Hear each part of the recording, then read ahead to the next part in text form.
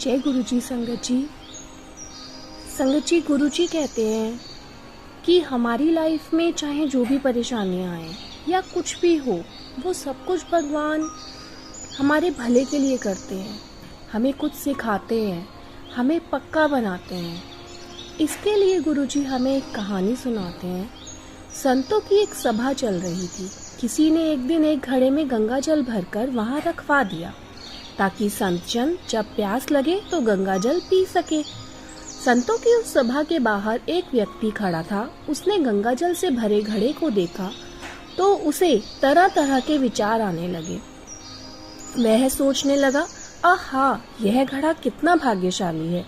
एक तो इसमें किसी तालाब पोखर का नहीं बल्कि गंगा जल भरा गया, और दूसरा अब संतों के काम आएगा। संतों का स्पर्श मिलेगा, उनकी सेवा का अवसर मिलेगा। ऐसी किस्मत किसी किसी की ही होती है।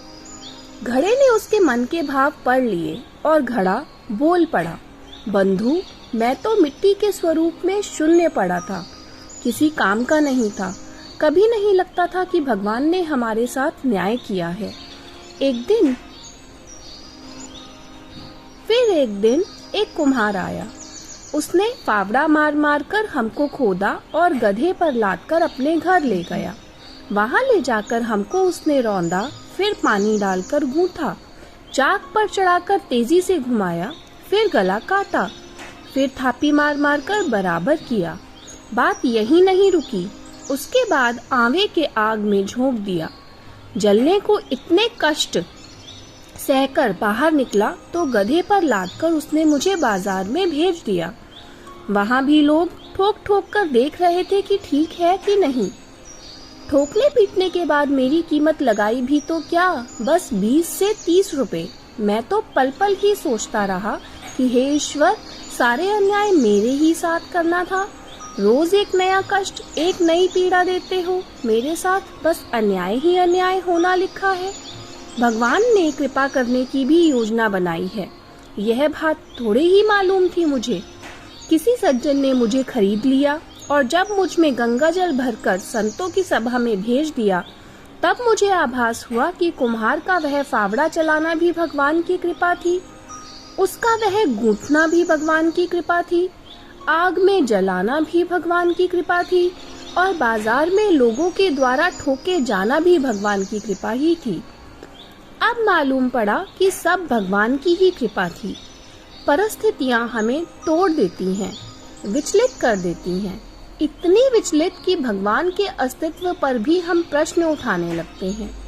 क्यों हम सब में शक्ति नहीं होती कि ईश्वर की लीला की समझने की, भविष्य में क्या होने वाला है उसे देखने की। इसी नादानी में हम ईश्वर द्वारा कृपा करने से पूर्व की जा रही तैयारी को समझ नहीं पाते। बस कोसना शुरू कर देते हैं कि सारे पूजा पाठ, सारे जत्न कर रहे हैं, फिर भी ईश्वर है कि प्रसन्न होने और अपनी कृपा बरसाने का नाम ही नहीं ले रहे। पर हृदय से और शांत मन से सोचने का प्रयास कीजिए, क्या सचमुच ऐसा है या फिर हम ईश्वर के विधान को समझ ही नहीं पा रहे। आप अपनी गाड़ी किसी ऐसे व्यक्ति को चलाने को नहीं देते जिसे अच्छे से ड्राइविंग ना आती हो, तो फिर ईश्वर अपनी कृपा उस व्यक्ति को कैसे सौंप सकते हैं जो अभी मन से पूरा पका ना हुआ हो। कोई साधारण प्रसाद थोड़े ही है, मन से संतत्व का भाव लाना होगा। ईश्वर द्वारा ली जा रही परीक्षा की घड़ी में भी हम सत्य और न्याय के पथ से विचलित नहीं होते तो ईश्वर की अनुकंपा होती जरूर है। किसी के साथ देर तो किसी के साथ सवेर। यह सब पूर्व जन्मों के कर्मों से भी तय होता है कि ईश्वर की कृपा दृष्टि में हम कितना लगना है। घड़े की तरह परीक्षा की अवधि में जो सत्य पथ पर टिका रहता है वह अपना जीवन सफल कर लेता है। तो संगत जी, गुरु जी हमें ये सिखाते हैं कि चाहे कैसी भी परिस्थितियां हों, हमें अपने सत्य के मार्ग पर हमेशा चलता रहना चाहिए, सत्य कर्म करते रहना चाहिए। जय गुरु जी। संगत जी, शुक्राना गुरु।